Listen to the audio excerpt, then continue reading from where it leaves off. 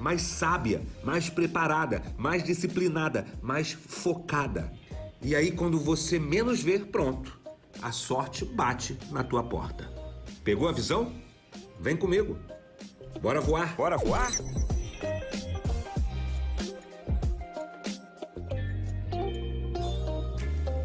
No meu Instagram tem muito conteúdo para te ajudar a crescer, para te ajudar a vencer. Acesse o meu site em diegomaia.com.br e assim que você entrar, você vai enxergar os ícones das minhas redes sociais. É só clicar neles e seguir. Eu tô te esperando no Instagram. Me manda um oi por lá. Você ouviu Diego Maia e sua pílula diária de otimismo. E olha, gente, dia 22/2/2022, olha que data emblemática, hein? Eu vou ministrar a Masterclass 5 Passos para Vender Mais em 2022. É um evento ao vivo, online e gratuito. Isso mesmo, dia 22/2/2022, 5 passos para você vender mais nesse ano. Então, se inscreva lá no meu site porque as vagas são limitadas e estão quase acabando. diegomaia.com.br, se inscreve, é de graça. Bora voar! É muito bom fazer parte da sua vida. Na informação, na companhia, no recado, na música, em toda a programação. Sempre em busca do melhor. Essa é a sua rádio. Mais Brasil News. Notícias e música na mesma sintonia. 101,7.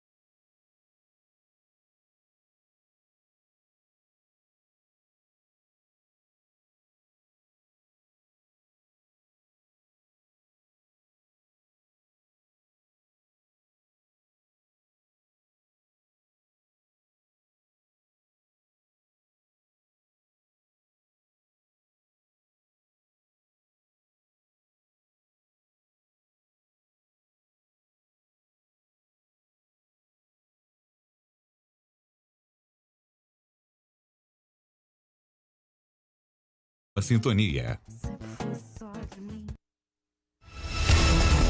Agora, na Mais Brasil News, Direito ao Ponto, com o especialista Max Telesca. Mais Brasil News, notícia e música na mesma sintonia. 101,7 FM, Direito ao Ponto. Direito ao Ponto. Agora, na Mais Brasil News, Direito ao Ponto. Olá, pessoal, muito bom dia. Sejam bem-vindas, sejam bem-vindos ao Direito ao Ponto. Esse programa que tenta e vai conseguir chegar até você com a linguagem do direito descomplicada. Uma forma mais simples de falar o direito sem o juridiquês. Eu sou o Max Telesca e te convido a descomplicar o direito. Nós vamos bater um papo informal até às 11 da manhã, aqui em Brasília. Fique conosco até às 11 horas, nesse sábado que está nublado, está chuvoso, mas a gente está aqui no estúdio e falando sobre o direito que ele faz parte da sua vida, ele é a sua rotina, é que eu sempre falo, quem nunca foi a um fórum, quem nunca foi a um tribunal, né, são hospitais sociais. Infelizmente, é a vida, é assim mesmo que funciona e a gente precisa entender como é que funciona o direito, porque ele está no seu dia a dia. A gente tem buscado, aqui no Direito ao Ponto, temas bastante atuais. No primeiro programa, temas que estão sendo relidos, né? Na verdade, sempre existiram, né? Mas assim, a gente falou sobre violência contra a mulher no primeiro programa, o feminicídio, né, especificamente, que é uma das formas, é a forma pior, né? A forma mais radical de violência contra a mulher. No último programa, nós falamos sobre golpes, crimes na internet. Né? Isso sempre existiu, né? A internet não, a internet tem pouco tempo, tem 30 anos e lá se vão, acho que são 25 anos que eu estive em Campinas, quando eu descobri a internet na Unicamp, já foi em 1995. Isso é novo, mas não é novo golpe, não é novo crime, isso sempre existiu, as sociedades, elas buscam o direito, o que busca? O direito busca que a gente tente diminuir, né, a desigualdade, a gente tenta diminuir a violência, a gente tenta buscar que as pessoas convivam em paz, que as pessoas tenham uma convivência sadia entre as pessoas, entre as empresas, entre as pessoas e o Estado. É para isso que existe o direito. Quanto mais civilizada, quanto mais avançada for a sociedade, mais o direito funciona. As regras são cumpridas. Quanto menos avançada, as regras são descumpridas, né? Mais ou menos isso, né? Mas a gente não pode deixar sempre de falar que também nas sociedades avançadas o direito é descumprido. Eu mesmo fui assaltado na Alemanha. O Japão tem crime e esses dois países, que são dos mais avançados, também cometeram muitas atrocidades. Bom, vamos direto aqui ao que a gente está querendo falar. Sobe a vinheta aí, doutor Everson Pichula.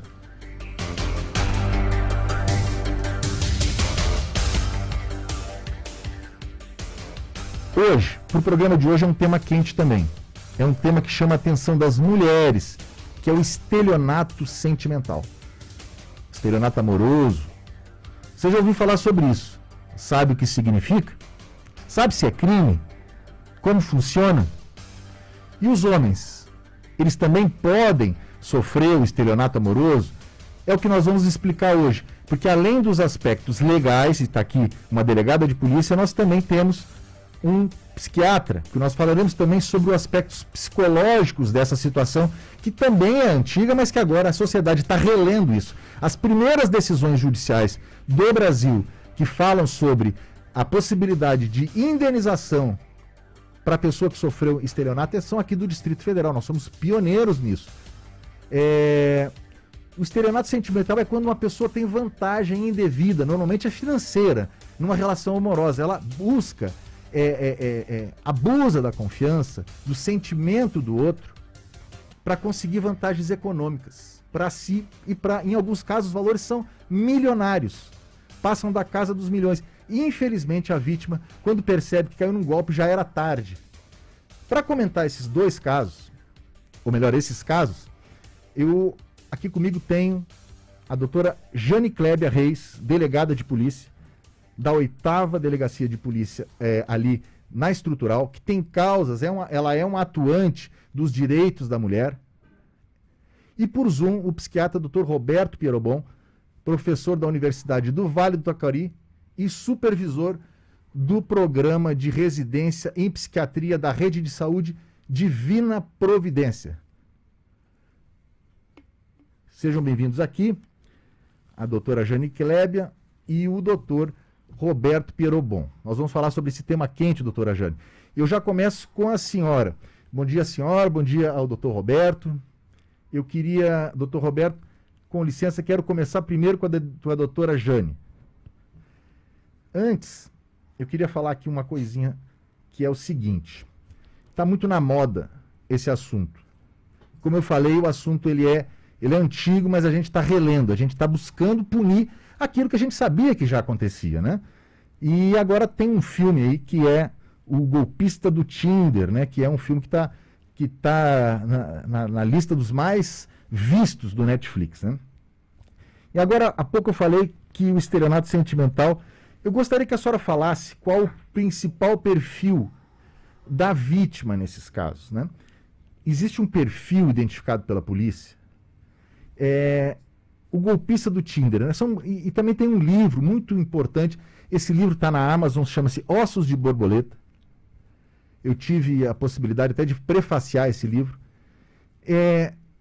Ambos, as duas obras, um é um documentário e o outro é um ficcional com base em fatos reais. Eu tive a oportunidade de estudá-los. E em ambos a gente viu o seguinte: são mulheres maduras, mulheres bem-sucedidas, mas que caíram num golpe assim que não tinha muito fundamento. Assim, a gente olha de fora e diz, como é que a pessoa cai num negócio desse? E eu queria saber, a polícia identificou um perfil? Tem um perfil para isso? Ou qual as mulheres mais vulneráveis? Doutora Jane, está com a senhora. Marcos, bom dia. Prazer falar com você, com seus ouvintes. É um tema muito caro para nós, muito sensível, mas muito necessário que a gente trate, porque muita gente sofre desse golpe. E o importante, quando a gente trata de estelionato sentimental, é começar fazendo um alerta para que as pessoas que são vítimas se sintam só, única e exclusivamente vítima. Vítima é só vítima, ponto.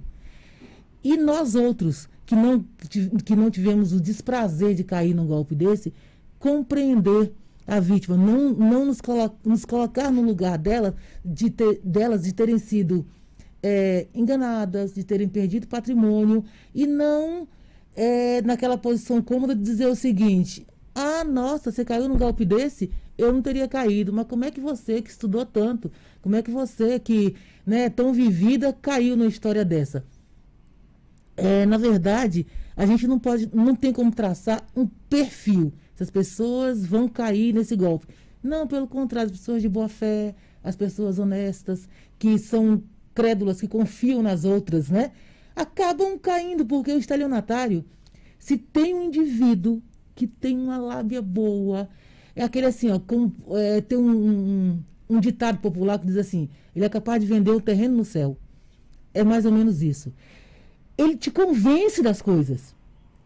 Ele fala de um jeito que você, por mais experiência que você tenha, e olha que de polícia eu tenho pelo menos 22 anos de experiência, eu lido com crime todos os dias.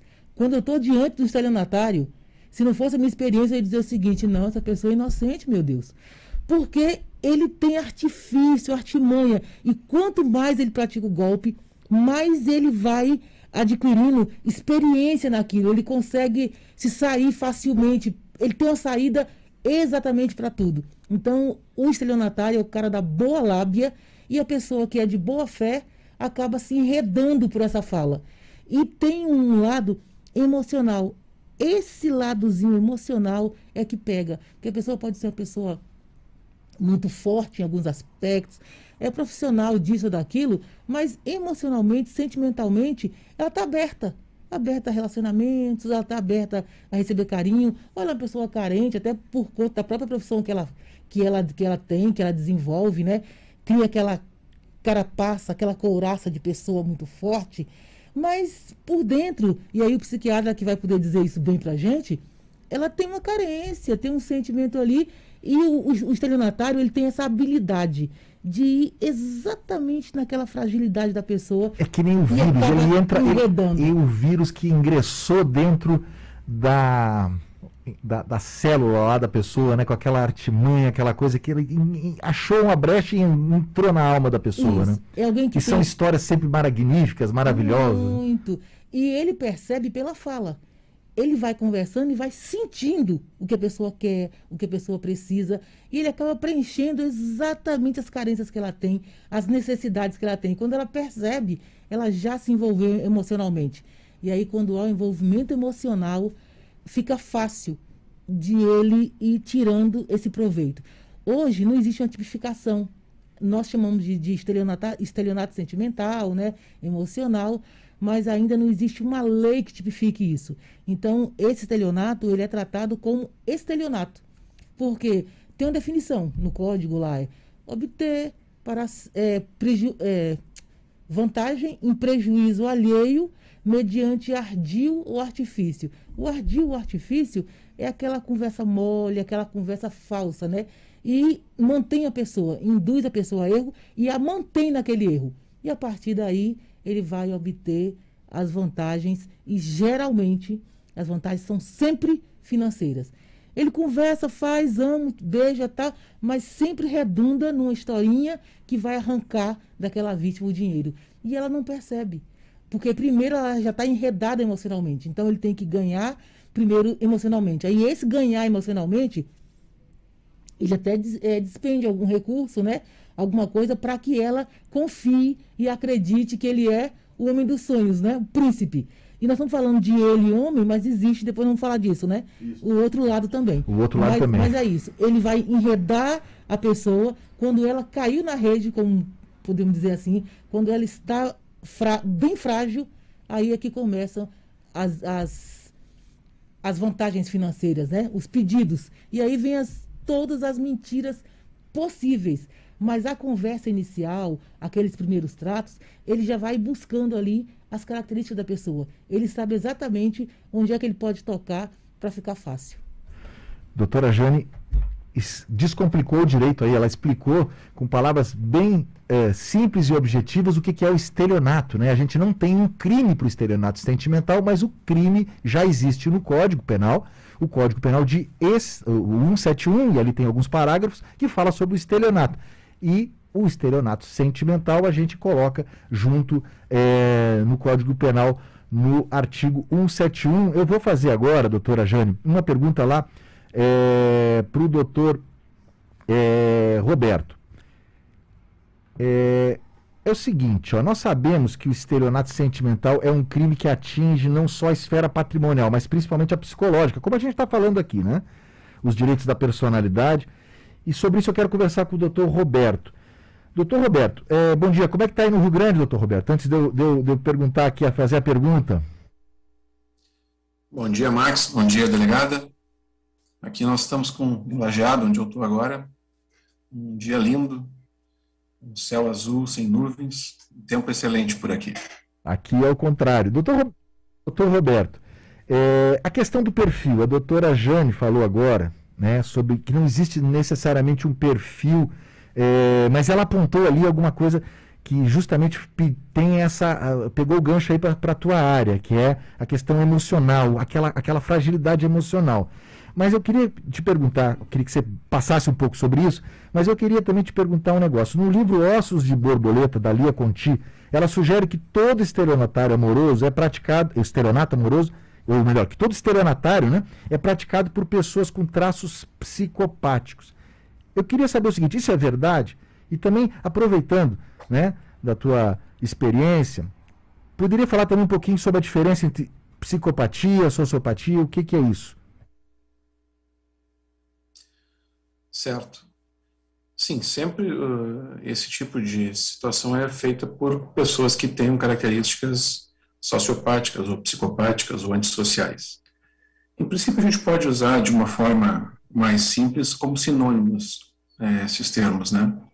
Então, quem são essas pessoas, né? São pessoas que mentem com facilidade, são pessoas que tendem a não observar as regras sociais, né? São pessoas que têm uma tendência a enganar, a tirar benefício do outro, a ter prazer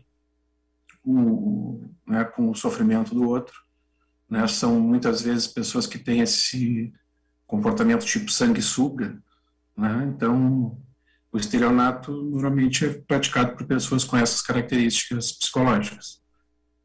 É um tipo de doença, vamos chamar assim, que não tem basicamente um tratamento médico estabelecido. Então, normalmente são pessoas que precisam ser contidas pelas instituições, pela polícia, pela justiça, porque são pessoas que melhoram muito pouco ao longo da vida, né? Às vezes diminuem um pouco esse comportamento, mas são pessoas que têm um padrão de funcionamento assim, é um transtorno da personalidade. Interessante. Sociopatia e psicopatia é a mesma coisa, Roberto? A gente pode usar como sinônimo. Às vezes as pessoas dizem assim, o sujeito é antissocial, falando de uma pessoa que é muito evitativa, muito restrita, né, que uma pessoa fóbica, uma pessoa que evita o contato social. Mas pensando em termos médicos, em termos psicológicos, a gente chama de antissocial como sinônimo de pessoa sem escrúpulos, né, que abusa dos outros. Doutor Roberto, mais uma pergunta, antes de passar para a doutora Jane. Isso me chama muita atenção, né? Como é que a gente pode perceber o que se passa numa cabeça de alguém que comete um crime tão, assim, abusa, como você falou, a questão da personalidade sanguessuga, daquela pessoa que não está se importando muito com a maldade que está fazendo com a outra, né? Essa pessoa, é muita frieza, né? Mas é verdade que esses tipos, eles também sofreram abusos na infância, eles vêm já com um chip, né? A linguagem popular, ele já vem com um chip corrompido, ou isso vai, essa pessoa ela vai, ou ela vai aprendendo, é o meio, ou ela já nasce com essa doença e com esse transtorno de personalidade? Sim, em alguns casos a pessoa é criada num ambiente muito acolhedor, um ambiente ético, um ambiente saudável, e mesmo assim, desde criança ela já vem com o chip, como tu disseste, assim, já vem com essa tendência a desrespeitar as regras, esse sadismo, né, meio que inato. Em outros casos, isso vai sendo estabelecido pelas vivências. Então, viver em um ambiente de violência, viver num ambiente de abuso, né, um ambiente onde o desrespeito às regras é premiado, por exemplo, numa comunidade onde os ídolos são pessoas, né, líderes do tráfico, pessoas ligadas ao crime organizado e tal. Isso também vai moldando na criança, né, uma identificação com modelos que desrespeitam as regras. Mas o transtorno de personalidade antissocial, se pensa que ele tenha em torno de 50% de base genética e em torno de 50% de base de vivências, assim, na instalação desse transtorno. Doutora Jane, antes da gente entrar no intervalo, eu queria que a senhora falasse para nós, conta para nós, obviamente a senhora vai ter as cautelas necessárias, alguma coisa, algum caso que chamou muito a atenção da senhora com relação a isso? Antes eu quero parabenizar, doutor Pierobon, muito bom ouvir o senhor, e é interessante como a fala dele se completa com a vivência que eu tenho. Eu me recordo de um caso que nós vimos aqui em Brasília, há mais ou menos quase 2 anos, que era um estuprador em série. Então ele enganava ali as mulheres a título de uma carona e acabava estuprando essas mulheres. E aí, na época, eu participei de uma mesa e tinha um psiquiatra. E foi muito importante, ele era um psiquiatra forense, e ele diz o seguinte, que esses psicopatas faltava a ele um traço de personalidade. Então ele era uma pessoa normal, era imputável, quer dizer, ele sabia o que estava fazendo, ele podia responder pelo que fazia. Mas na personalidade dele, aquela falta daquele traço fazia ele não ter empatia, ele não sentia a dor do outro. Então, aquela fala naquele momento me ajudou a entender muito do meu trabalho. Porque às vezes essa dúvida fica com a gente, né? Como assim? Você quer dizer que ele é louco? Nossa, esse fulano só pode ser louco para praticar isso. Não é. É o psicopata e ele nasce aí, como você colocou muito bem, com esse chip aí, a falta dele, esse chip defeituoso. Então ele vai praticar isso e ele não vai sentir o remorso. Então, e cada vítima que ele faz é como se fosse um troféu para ele. Ele se sente bem, gosta, fica incentivado. No mundo policial, no jargão policial, a gente diz assim, que o estelionatário, ele tem o sentimento de que o crime compensa. Então ele faz 1, 2, 3, 4 vezes, e eu acho que eu queria ter a oportunidade de a gente tratar um pouquinho na frente desse tema, mas poucos ficam presos muito tempo.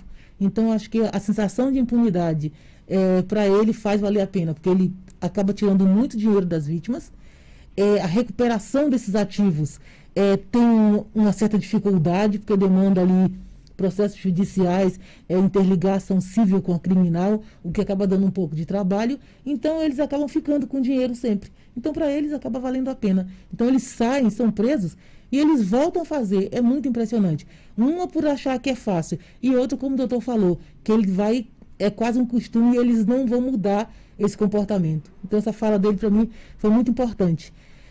Então, eu vou citar um exemplo de um caso muito recente que ainda está em apuração, por isso eu não posso trazer muitos detalhes, mas ele é emblemático para mim, porque às vezes as pessoas imaginam assim, só quem sofre um estelionato sentimental é alguém que tem pouca instrução, né? Ou alguém que não entende bem da vida, que é frágil, ou que não consegue discernir as coisas. Não, nós tivemos um caso de uma vítima, ela era jornalista, servidora pública, tinha ali a estabilidade financeira. Então, uma pessoa que você imagina, não, ela não vai cair numa história dessa. E tinha um detalhe que ela acabou sendo vítima de alguém que era muito próximo dela. Eles tinham um laço de amizade e depois da amizade virou um relacionamento. E durante esse relacionamento, esse parceiro ou esse homem era um estelionatário e ele começou a se juntar a outras pessoas e formar em torno dela um circo. Então eram 4, 5 pessoas, um contava mentirinha e o outro ia lá, endossava mentira, fazia aquele teatro, fazia as ligações na hora certa e ela ficou completamente enredada por esse grupo. E ela chegou a perder na casa do 1 milhão. É uma teia de aranha, né? Que a pessoa vai caindo. Né? Exatamente. E eles criavam a história, por exemplo, eu sou, ela, ele disse, eu sou usuário de drogas, mas eu quero ficar com você, eu preciso... Sempre tem uma vitimização. Recuperar isso. E quando ele dizia isso, ela falou, não, realmente, nós estamos envolvidos, nós vamos ficar juntos e eu vou te ajudar. E aí ele criava uma clínica de recuperação em um local longe onde ela não podia ir, mas tem que pagar. E aí lá se vão 15 mil reais. Depois ele disse que foi pego pela polícia com a droga, precisava pagar um advogado. E todas as situações, nós conseguimos comprovar que eram falsas, nunca existiram. Aí ele inventa o Maria da Penha com uma ex-companheira e que ele precisava de novo de dinheiro. Então ele sempre estava criando situações, ela já estava envolvida emocionalmente com ele e ela ia dando esse dinheiro. E aí o pior, ela estava tão envolvida que eles iam se casar. A família já tinha percebido o golpe e procurou a polícia. Nós conseguimos evitar o casamento. Olha só. O casamento seria, suponhamos, hoje dia 18, né?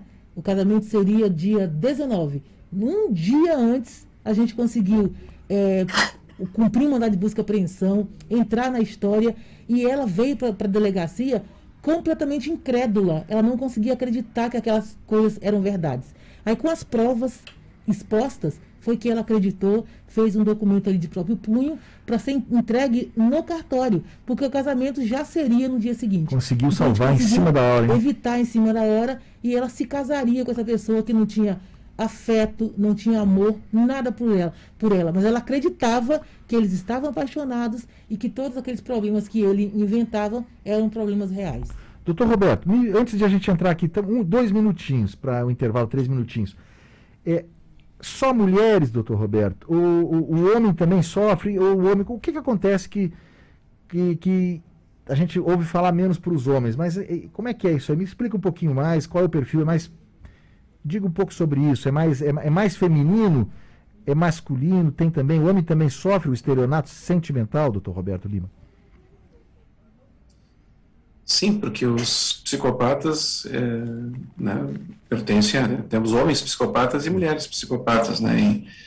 E a pessoa que tem essa capacidade ardilosa, né, ela é capaz de seduzir o outro e, né, enredá-lo. Então, acontece também com mulheres com essas características, com homens né, que arrumam casamentos. A gente ouve falar em golpe do baú, né? O golpe do baú é uma expressão muito antiga, assim, né?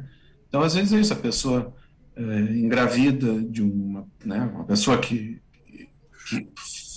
força uma gravidez, por exemplo, como uma forma de receber uma pensão de uma pessoa que ganhe muito bem, que esteja muito bem de vida. Então, é uma forma tradicional aí de haver um estelionato da mulher com o homem.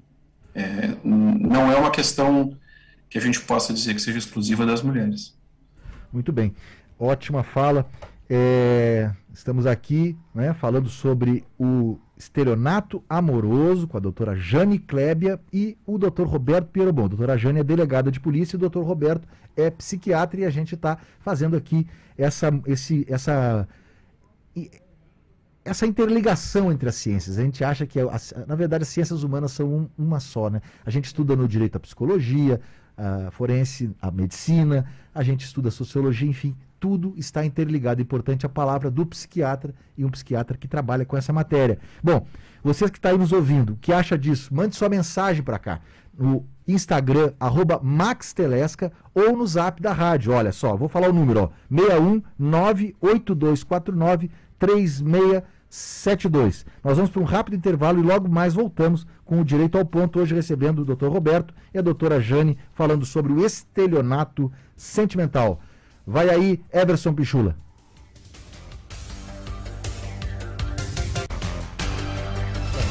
Você está ouvindo Direito ao Ponto, com o especialista Max Telesca. Mais Brasil News. As novidades não param na Mais Brasil News. Segunda, dia 21, estreia o novo jornal 1 Hora News, mais 30 minutos de política, com a apresentação de Neila Medeiros. 1 Hora News com mais 30 minutos de política. O seu jornal de final de tarde, agora com muito mais tempo. Meia hora falando de política. 1 Hora News com mais 30 minutos de política, com Neila Medeiros. De segunda a sexta, de 18 às 19h30. Mais Brasil News. Notícia e novidade na mesma sintonia. Use máscara. Salve vidas. Por você e por quem você ama. Mais Brasil News. Notícia e música na mesma sintonia.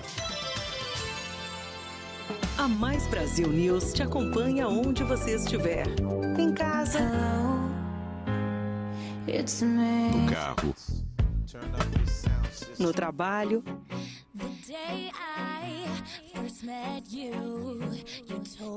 durante sua atividade física e fazendo você relaxar. na Mais Brasil News você tem informação, cultura, entretenimento, qualidade de vida e revive bons momentos. Porque a Mais Brasil News está com você o tempo todo, em qualquer lugar. No rádio em 101,7, no aplicativo e nas redes sociais. Mais Brasil News, sempre com você. Escorre o tempo que segura e cabe em minhas mãos. Eu empresto o meu mundo pra te ter então.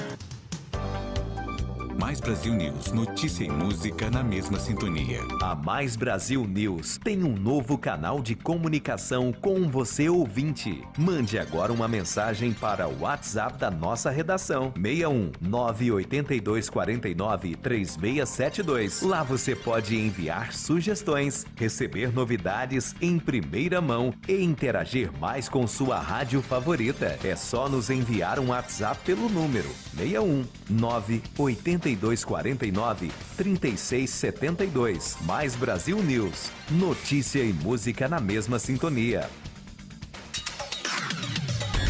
Vem ser feliz com a gente. Muito mais música, muito mais alegria. 24 horas no ar. Essa é a sua rádio. Mais Brasil News. Voltamos a apresentar Direito ao Ponto, com Max Telesca. Mais Brasil News, a rádio do seu jeito. Vamos lá, vamos voltar. Estava conversando aqui com a doutora Jane Clébia e o doutor Roberto Pierobon Lima aqui no intervalo. Eu e a doutora Jane estávamos conversando sobre a questão da pena, né? Eu falei ali atrás que era o seguinte: o Tribunal de Justiça do Distrito Federal, ele foi um dos primeiros tribunais brasileiros a reconhecer isso como uma possibilidade de indenização, né? Conversando aqui com a doutora Jane, falávamos sobre não existe um tipo penal, e quem está nos escutando aqui, que é do direito, sabe o que é um tipo penal. Quem não é do direito, tipo penal é aquela frase que está ali no Código Penal que estipula, que mostra o que é um crime, né? O que tem os verbos específicos para ingressar ali. A pessoa que faz aquele verbo, que faz aquela ação, ela entra no tipo penal, adere ao tipo penal, como a gente gosta de falar no direito criminal. Eu estava conversando aqui com a doutora Jane sobre isso especificamente. Nós não temos ainda um tipo penal específico para o estelionato sentimental, mas já há um projeto de lei. A senhora podia comentar um pouquinho sobre isso, doutora, dessa dificuldade da polícia de colocar de fazer a aderência da conduta ao tipo? Vou usar uma figura de um doutrinador, Damásio de Jesus, né? Ele é um antigo doutrinador do direito. E ele tem uma figura que eu acho perfeita. Ele diz o seguinte, que crime é mão e luva. Ou se encaixa perfeitamente, ou então não é crime. Então esse é o argumento usado pelos advogados para conseguir sair pela tangente e dizer que a conduta do cliente deles não foi crime. Então hoje o estelionato é 171, que até crianças conhecem, né? Quando fala de enrolação, por falar seu 171. Então, o 171 do Código Penal traz a descrição ali do estelionato. Então, você encaixa a figura do estelionato sentimental ali. E hoje existe um projeto de lei para adequar, para criar uma figura típica, para descrever especificamente essa conduta, para que realmente fique aquele mão e luva e alguns autores, né, ou criminosos não consigam sair pela tangente dizendo, não, a conduta que eu pratiquei não se enquadra, não existe uma tipificação. Porque se não tiver tipificação, não vai ser crime, né? Então eles tentam se sair. Mas, na verdade, hoje já tem um projeto de lei para criar essa figura típica. Mas enquanto não existe, a gente vai conseguindo encaixar ali na figura do estelionato. Porque é um abuso, a pessoa está sendo induzida em erro, ela está cometendo erros por conta de ardis, por conta de simulações, por conta de armadilhas que ela está criando.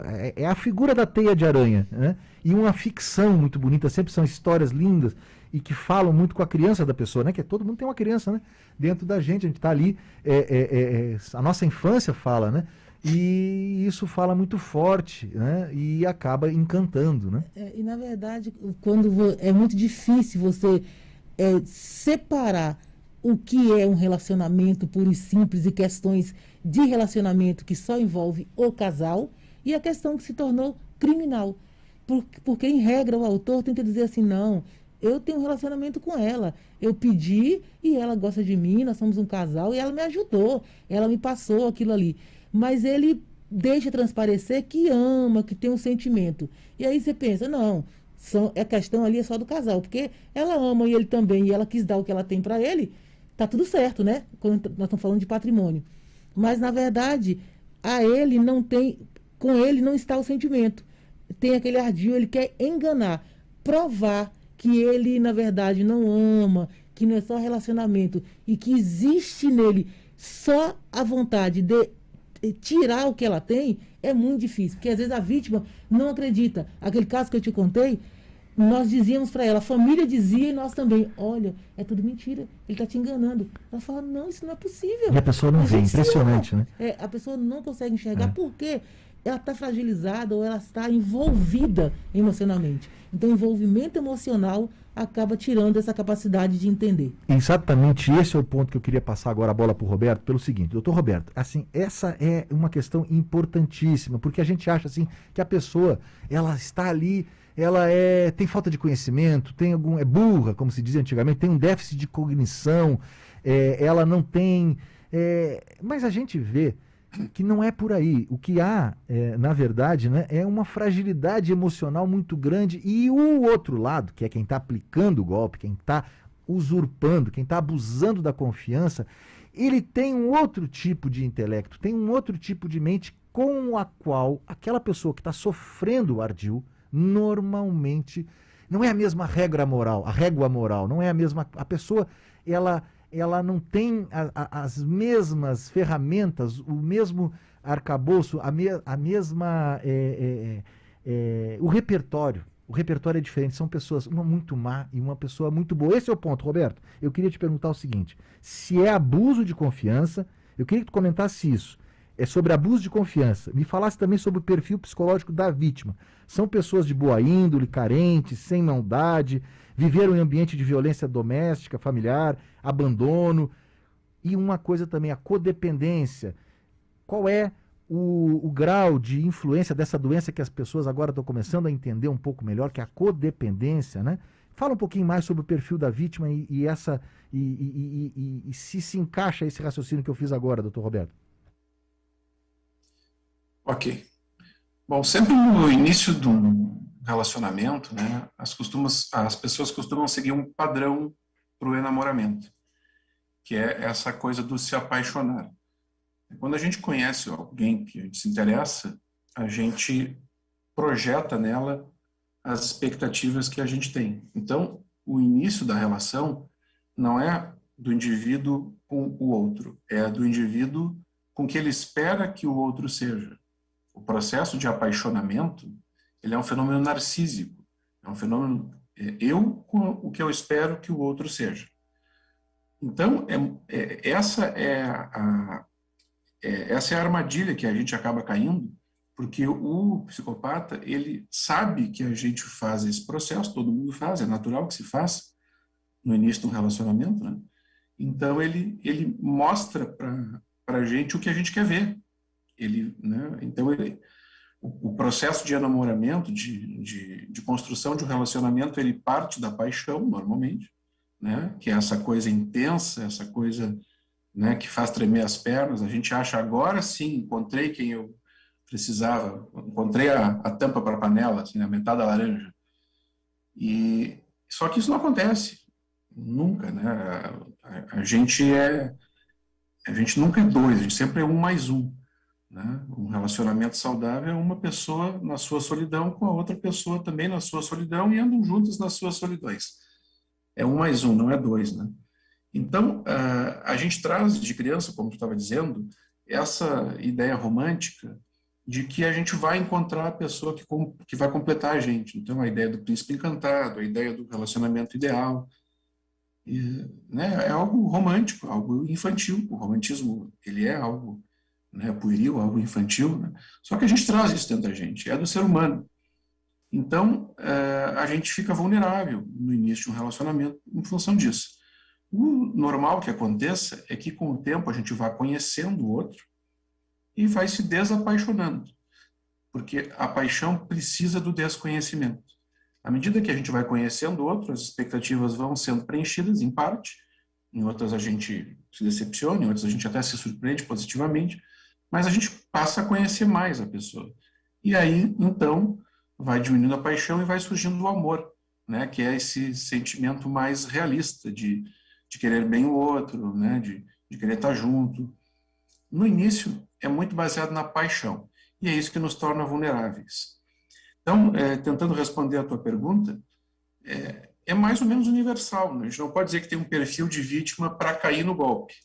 O que a gente pode tentar, daqui um pouco, separar é que existem pessoas que têm algum tipo de transtorno psicológico que, a partir das evidências inequívocas de que aquilo é um golpe, né, de que a pessoa está mentindo e tal, elas persistem naquilo, né, mostrando uma face perversa da sua própria personalidade. Então, eu vi que é fria, mas eu continuo. Aí isso passa, aí eu já não sou mais só vítima. No início eu sou vítima, mas depois que eu percebo a realidade, que eu já tenho evidências mais do que suficientes de que aquilo é uma enganação, e eu continuo usando uma tremenda energia mental, uma energia emocional, para persistir naquele relacionamento, bom, aí isso pode ser um sinal de um transtorno psicológico também da vítima. Aí nós vamos encontrar pessoas com características dependentes, às vezes pessoas com características mais masoquistas, assim, né? E muitas vezes isso está ligado à criação, a traumas na infância, a vivências de violência em que a pessoa fica repetindo aquilo cronicamente. É como se ela tivesse uma espécie de magnetismo, né, de atração por pessoas que vão maltratá-la e fazer reviver esses traumas de infância. Isso a gente encontra, e é nesses casos, né, a gente precisa tratar a vítima não só pelo trauma que ela está vivendo, o que viveu por ter sido vítima de um abuso, né, vítima de um crime, mas para que ela, né, consiga sair disso, porque às vezes esse funcionamento, vamos dizer assim, masoquista, né, ele faz com que a pessoa se prenda aquilo eternamente. Olha, que perfeito. Olha só, doutor Roberto, isso é muito elucidativo. A capacidade, a velocidade de reação daquele que caiu, ela está ligada também, pelo que eu entendi, à própria psique da pessoa que está sendo vítima do golpe. Então, se eu demoro muito para sair, é porque eu tenho um problema também, um problema talvez de codependência, como ele falou, um outro transtorno psicológico, até talvez, às vezes, um transtorno de personalidade que faz com que a gente adira, né? Fique mais tempo. É um filme bastante conhecido, esse é um filme bastante conhecido, infelizmente as pessoas, elas acabam... Doutora, a senhora quer falar? O doutor Pierobon acabou descrevendo cientificamente numa frase popular que fala que é o dedinho podre. Eu ia falar o dedo podre. O dedo podre para escolher, mas na verdade eu ia falar. Tem uma explicação científica pro dedinho podre. Muito bom. Exatamente, o dedo podre. Exatamente. Não raro a gente vê a mesma pessoa entrando em diferentes canoas furadas ao longo da vida, porque ela tem essa necessidade de repetir a história. Então essas pessoas precisam reconhecer isso num tratamento psicológico, né, num tratamento psicoterápico, é como se fosse uma espécie de... Eu gosto dessa comparação, assim, como se fosse um carro com problema de geometria, né? Ele vai puxar para um lado. Então a pessoa tem que aprender a dirigir segurando a direção, se cuidando, porque senão, se soltar, o carro vai para aquele lado que o defeito empurra, né? Então, se a pessoa aprender o seu funcionamento e aprender a se cuidar desse seu traço, ela vai evitar esse tipo de situação. Muito bem, olha só que beleza para quem está nos ouvindo, né? Para quem está nos acompanhando aqui, essa belíssima explicação, a parte jurídica, a parte criminal aqui com a doutora Jane, a parte psicológica que se interliga, né? Que o direito, como a gente falou, a gente sempre teve essa discussão na faculdade, que as ciências, é uma velha discussão da academia, né?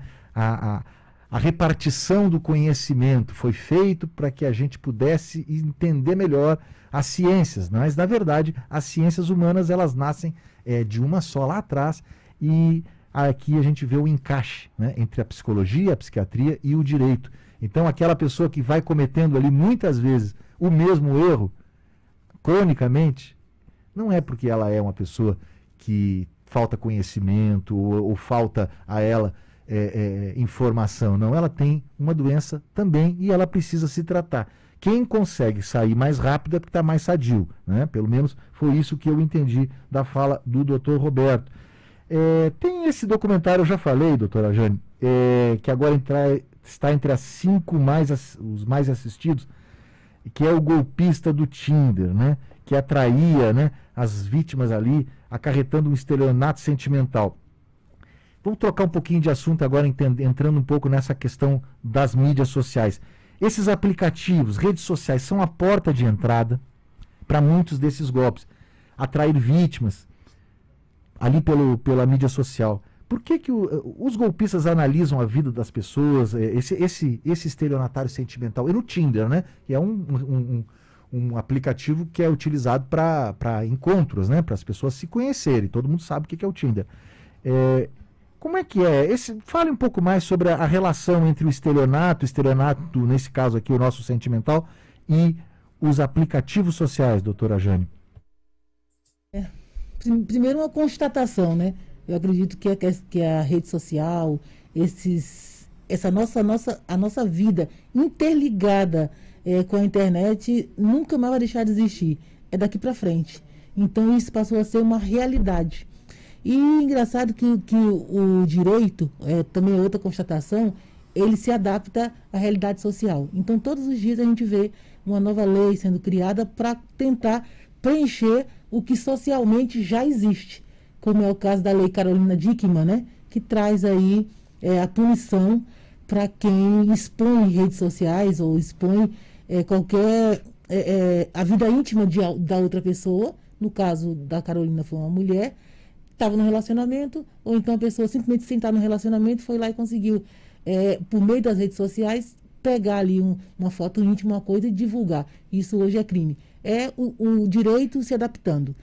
Agora, as redes sociais e o Tinder, por exemplo, vamos falar do Tinder, que é o caso que você citou aí. Hoje, se relacionar virtualmente virou uma prática, é muito corriqueira, né? As pessoas vão ali com tranquilidade, facinho. Botou ali o aplicativo, vai olhando a foto, deu match, põe ali as características. Então, é muito fácil. E aí vira um campo muito fértil, porque quantas mentiras são possíveis em rede social? Você posta a sua melhor foto, posta a foto com muitos filtros, né? E você filtra, você põe a informação que você quer. Não existe uma forma de comprovar se aquilo tudo que está posto ali, se é verdade ou não.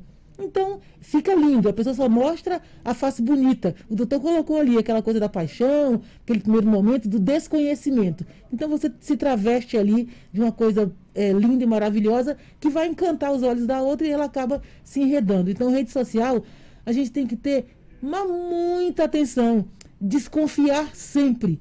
Se eu te contar que eu quase fui vítima de um estelionato desse, assim, tentaram, mas eu já estou tão tarimbada, isso aí para mim é tão... Esse olhar está tão treinado em razão da minha vivência do dia a dia. Uma pessoa liga na minha delegacia, teve a ousadia de ligar na DP, se apresentando como juiz. O juiz fulano de tal, e que quer conversar com a senhora sobre violência doméstica. Uma palestra em São Paulo. Eu falei, nossa, que interessante, né? A possibilidade de ir tratar desse tema tão importante em São Paulo. Estou ficando conhecida, que bonito. Já vou conversar com o juiz ali. Supostamente tinha alguém que era um assessor e me passou ali o telefone e tal. Aí, eles são tão sagazes que em 2 tempos ele tinha pedido o meu WhatsApp. Porque ele disse que era mais fácil para conversar. Doutora, vamos conversar pelo WhatsApp, que é mais fácil do que por telefone, que a senhora pode não estar aí, não sei o quê. Aquela conversa. A senhora passou o telefone. Toma aqui meu celular, né, tal. Aí, juiz, excelência, qual mesmo a vara que o senhor trabalha, né? Qual é o fórum e tal. E ele ali meio que se enrolou. Aí eu já falei, tô sabendo. Aí começou com uma conversa. Ali, quando ele não teve a vivência do direito, aquele jargão que a gente conhece muito bem, a vara tal, trabalha... ali a senhora viu que não estava... Eu falei, alguma coisa está errada. Aí eu falei, vou dar uma cordinha para ver até onde vai, né? E fui deixando. Em pouco tempo ele estava perguntando sobre a minha vida amorosa, se eu era casada. Eu falei, gente do céu, é sério isso? Eu achei muito engraçado. Mas eu tenho tão pouco tempo, eu falei assim, eu vou dar corda para ver até onde vai. Pô, eu falei, quer saber? Eu vou dar corda para isso não, porque eu estou sem paciência, sem tempo. A foto de perfil era uma pessoa assim, quase perfeita, né? Pelo menos os padrões normais, assim, aquela pessoa perfeita, na ponte do Brooklyn, que você olha e reconhece, nossa, Nova York. A pessoa fala, nossa... tudo é muito bonito. É tudo lindo. Juiz, que maravilha, aí quer saber da minha vida afetiva? É nessa que eu vou. Lógico que não, né? Não tem almoço grátis, não. Eu falei, tá tudo errado. Se meteu com a pessoa errada, né? Olha com a delegada de polícia, olha a ousadia. 2 tempos ali, consultei, não tem vara, não tem juiz, não tem palestra, não tem nada. Eu falei, quer saber? Tô sem tempo. Bloqueei e deixei pra lá. Mas se eu me permito, ali achando assim, me encantar por aquilo ali, você vai, a pessoa... A fala é muito boa. E primeiro imaginar quem é que vai buscar na rede social e falar assim, uma delegada, eu vou tentar. É ousadia demais. Mas as pessoas realmente, elas são ousadas a esse ponto. E descobrir onde? Rede social. A nossa vida está lá. Eu, como policial, a maioria dos crimes, o que a gente faz? A primeira coisa é buscar nas redes sociais. A vida da pessoa Está explícito, ela conta tudo, ela mostra tudo. Onde mora, com quem vive. Quando eu quero buscar um comparsa de um autor, na rede social eu vou encontrar a foto dele com os amiguinhos, nas festas, desculpa o termo, nos frevos, né? Nos rolês, estão lá. Então os comparsas vão estar ali. Então a nossa vida ela é muito exposta. Então a gente precisa estar preocupado com isso, porque as pessoas elas contam, elas entendem toda a sua história só olhando na rede social. E a gente se esquece disso, que a gente posta a vida lá. Perfilam o perfil da vítima, né? Fazem um perfil da vítima, né? Esse livro que eu falei aqui algumas vezes já, que é o Ossos de Borboleta, é parecido. Tinha um perfil específico, a pessoa estudava a quem ia se destinar ao golpe, né? Traçava uma meta, porque normalmente a mídia social ela fez uma hipérbole, né? Ela aumentou a exposição e isso deixou as pessoas mais vulneráveis. Doutor Roberto, me fala um pouquinho essa relação entre estelionato, golpe, mídia social. Como é que está essa relação aí na questão no dia a dia da psiquiatria? O que mudou na vida das pessoas com a mídia social e essa vulnerabilidade aí que a doutora Jane falou, nessa questão ligada ao estelionato amoroso? Não, eu acho que a rede social ela é um prato cheio para que aconteça esse tipo de coisa, justamente por isso. A pessoa mostra algo que as pessoas querem ver, ela se vende de uma forma que as pessoas querem comprar. Então, como os mecanismos de filtro são muito simples, muito frágeis, né? No Tinder a pessoa coloca a idade, a profissão e, se não me engano, alguma coisa sobre uma frase, alguma coisa sobre ela, né? E algumas fotos. Então, é muito pouca informação para a gente fazer o filtro, né? Se passa na peneira ou não do interesse. É uma coisa muito visual ali e tal, e que se as informações que forem colocadas forem falsas, a pessoa tende de boa fé, tende a embarcar.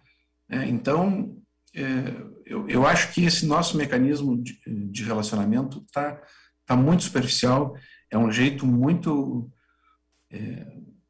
raso, né, de escolher parceiros, né? Então, o Brasil tem uma cultura do Tinder que é muito rápida, as pessoas se encontram ali, já marcam e tal. Tem outros, até no próprio documentário da Netflix mostra também.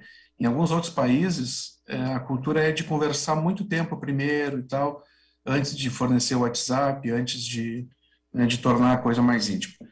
Então, de fato, é um modelo de funcionamento social que a gente está vivendo, mais superficial, mais líquido, né, usando aquela referência do Baum, que faz com que esse tipo de coisa seja mais fácil, né, de acontecer.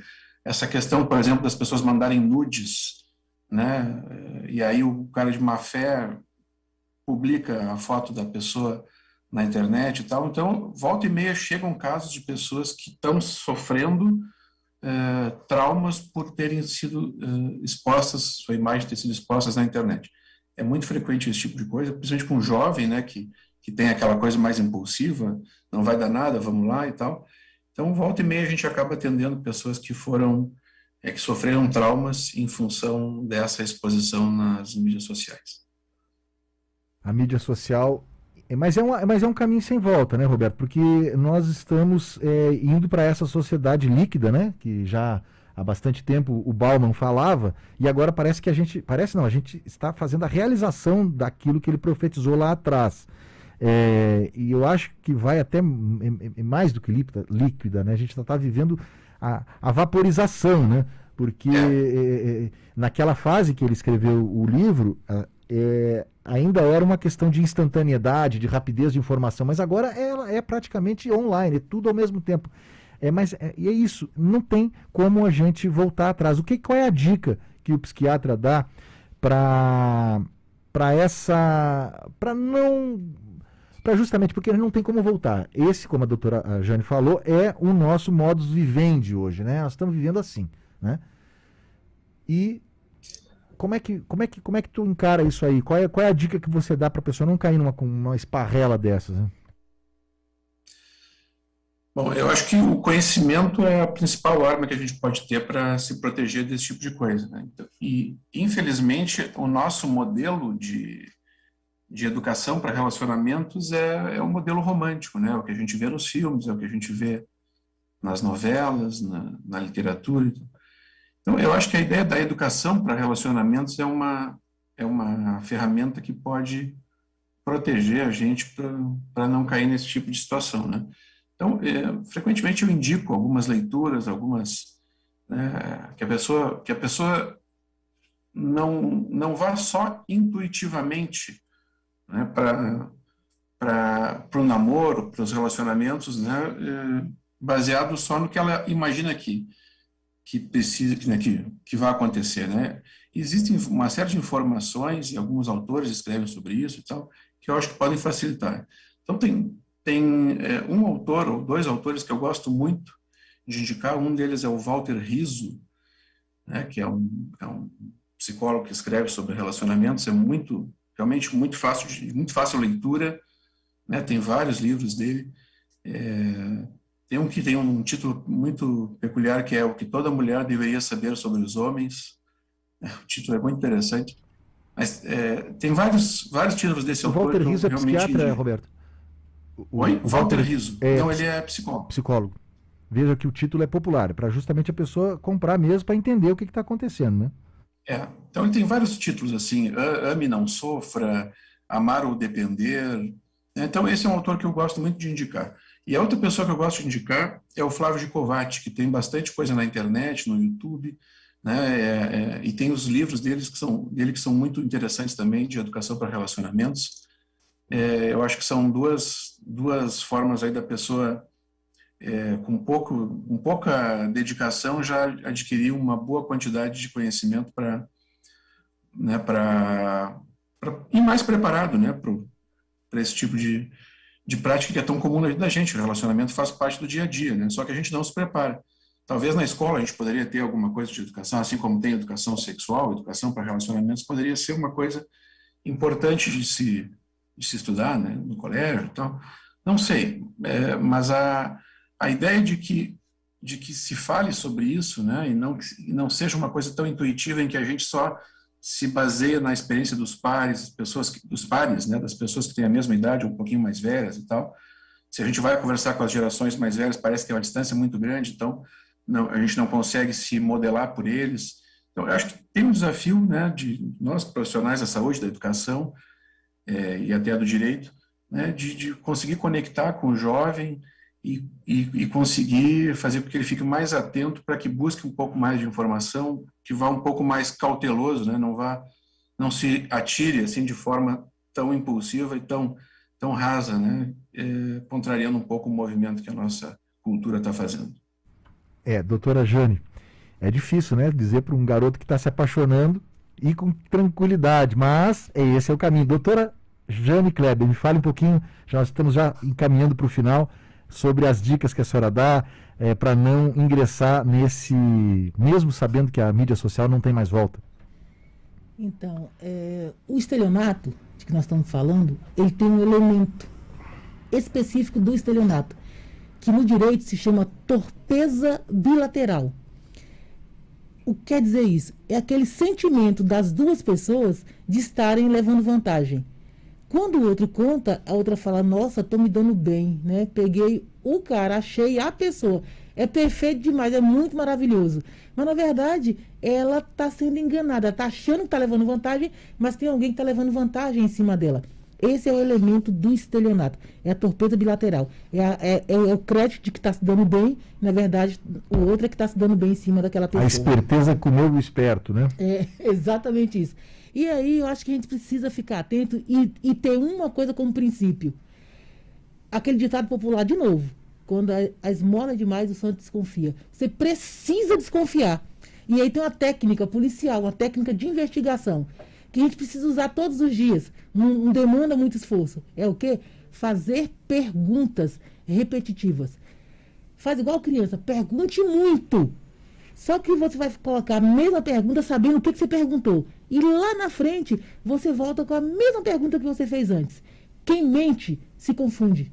Quem conta a verdade vai repetir a mesma história se você perguntar 10 vezes. Mas quem está mentindo, ele se enreda na mentira e ele acaba esquecendo uma ou outra coisa que falou e ele entra em contradição. Então, fazer perguntas é muito importante. E faça perguntas.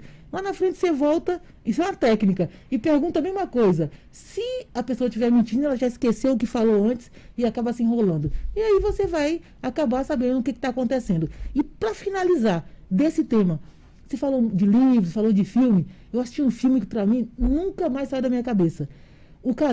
Duas amigas e uma procurava um relacionamento. E ela encontra o cara perfeito. Bonito, profissional, tinha emprego, tinha carro, tinha dinheiro, tinha tudo. Era o príncipe. A amiga falou o quê? Falou, amiga, tem alguma coisa errada com ele. Ela falou, não, por quê? É impossível. Esse cara com todas as características e está aí solto, né? Ela brincava assim. Aí a outra falou assim, não, é porque ele ainda não achou a mulher certa. A outra falou assim, mas já teria achado a mulher errada. Então fica ligada e ao final do filme, moral da história, tinha uma coisa errada com ele mesmo. Então a gente precisa estar atento e duvidar. A gente precisa realmente ter essa expertise ali e questionar. Será que é isso mesmo? Para que a gente não entre aí no primeiro relacionamento que aparece de forma muito fácil, muito maravilhosa. Então, o doutor ali colocou isso muito perfeitamente. É assim, você precisa estar atento, né? Vai perguntando, vai vendo qual é, bota o pezinho no chão, porque se você entrar de cabeça, aí depois para sair é mais difícil. Muito bem, muito bem, muito bem. Dicas do Dr. Roberto. Conhecer mais a si mesmo, né? É coisa antiga, né? Tá lá nos gregos. Conheça-se a si mesmo, conheça o outro, conheça, não vá na intuição, entenda um pouco melhor. Até porque relacionamento faz parte da sua vida. Então você precisa compreender um pouco mais profundamente. Não vá só na intuição, né? Mesmo que você esteja apaixonado, né? Vamos lá. Doutora Jane falou o seguinte. Ela disse que ela até trouxe para nós aqui uma técnica de investigação, que são as perguntas que se faz, né? Eu sou advogado, eu conheço muito bem essa técnica, né? E, gente, nós estamos encerrando o nosso Direito ao Ponto de hoje. Eu queria eu queria dar primeiro uma dica que eu já falei aqui, o Ossos de Borboleta, e esse filme da Netflix, além do Walter Rizzo, que é o autor que o Dr. Roberto falou, que fala sobre, e também o Flávio Gicovati, que também era radialista, né? E nós chegamos ao fim desse episódio do Direito ao Ponto, agradecendo imensamente os presentes aqui, doutora Jane Kleber, doutor Roberto Pierobon Lima, lá do Rio Grande do Sul. Eu queria agradecer a vocês que trouxeram aqui para nós, para os nossos ouvintes, um pouco mais do conhecimento, seja do direito, e volto a dizer, estelionato sentimental é crime e pode ser indenizado. Não tenha vergonha de ir à justiça, de procurar a polícia e depois procurar um advogado para buscar a indenização. Eu quero agradecer a você que está aqui nos ouvindo até agora, pedir para que você entre lá nas nossas mídias sociais, @MaxTelesca, e siga a gente no Instagram. E no próximo sábado a gente volta descomplicando o direito ao ponto, com temas atuais, temas que fazem parte da sua vida, aqui na Mais Brasil News. Um abraço aqui, Everson Pichula e Jonas Maia, que nos ajudaram aqui, que estão fazendo a produção desse programa. Um grande abraço, um bom sábado a todos e vamos em frente.